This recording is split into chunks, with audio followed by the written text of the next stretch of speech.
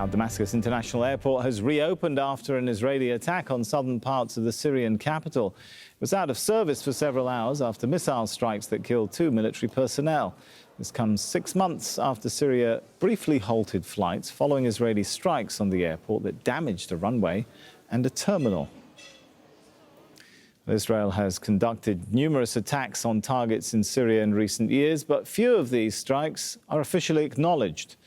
Like the latest attacks, many target airports and other critical facilities. Damascus International was heavily damaged in June, and Aleppo's main airport was taken out of action in September.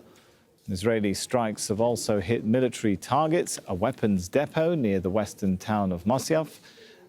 It was targeted in August. Missile sites and anti-aircraft batteries along the border are also frequently attacked.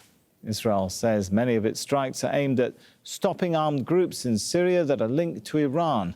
These include groups like Hezbollah.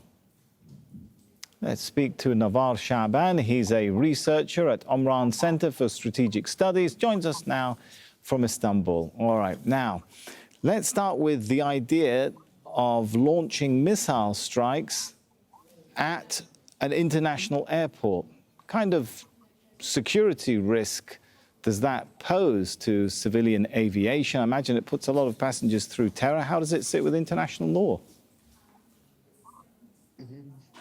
First of all, thank you for having me. In regard of the hits targeted to international airports, it usually happens when this airport is occupied by either shipment cargo coming from Iran, either Mahan Air or Faris Air, to the airport.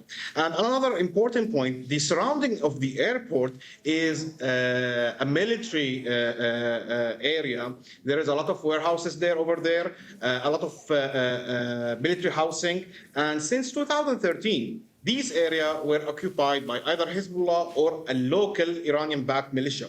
So basically, the main reason behind these targets or these hits are the threat inside these areas. For the Israeli part will not target the airport unless there is a potential threat happening in the airport. But the problem is, right, but assumedly there's still civilian air operations going on at the airport, right? Of course. Yeah. But the thing is, when these hits does that happen, not pose some kind of risk to civilian travelers? Puts them in a kind of state of... There is, of course, always. But let me tell you something. Since 2013 until now, there was 23 hits, direct hits to the airport, international airport, and it usually target a specific thing, either cargo or a building or an airplane. But the thing is, these hits are only targeting a limited, at the time, object or a target. It did not target the whole potential strategy of Iran. That's why we are still seeing that Iran, until today, they are using the airport. Until today, they are being able to export some of their weaponry either to Hezbollah or to their militia inside Syria.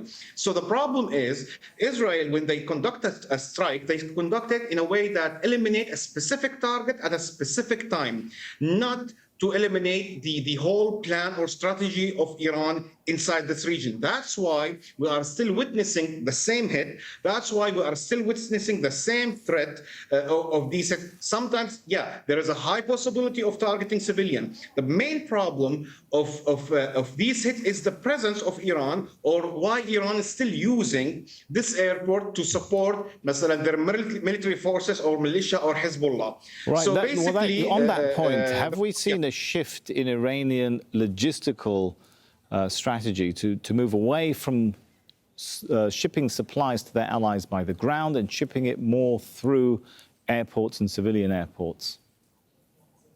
Okay.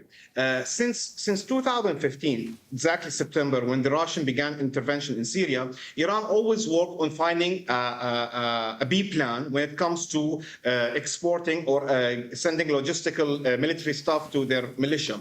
So that's why we have them now in Al Bukamal crossing border. But the airspace was when Iran started using Aleppo International Airport. The thing is, Aleppo sometimes is being targeted also by Israel. But the main thing, Israel, when they target Iran, they target in a sense that is related to them. I mean, for example, Israel will only target anything that might cause a threat to their international security, to their national security, or in the future or now. So that's why we don't see Israel targeting Iran in Deir ez-Zor or eastern Syria or in eastern Aleppo. So which will give more luxury to Iran or more space to Iran to use other supporting tools or tactics to send logistical assisting to their forces or to their militia, and Hezbollah in this area. Right. So, of course, there was pressure from the Russian side against Iran to evacuate their places in international airport Damascus. Actually, they did that. They had before 2022 a lot of forces around the airport, but now, after the Russian intervention in Ukraine, there is another gap. A lot of gaps were created in the area. Vacuums, and which the security gaps. And the Iranians are filling, no doubt. Exactly. The Iranian got exactly. Okay, I'm sorry we're running out of time. We'll leave it there. Thanks so much, Navvar Saban. Thank you so much. Thank you.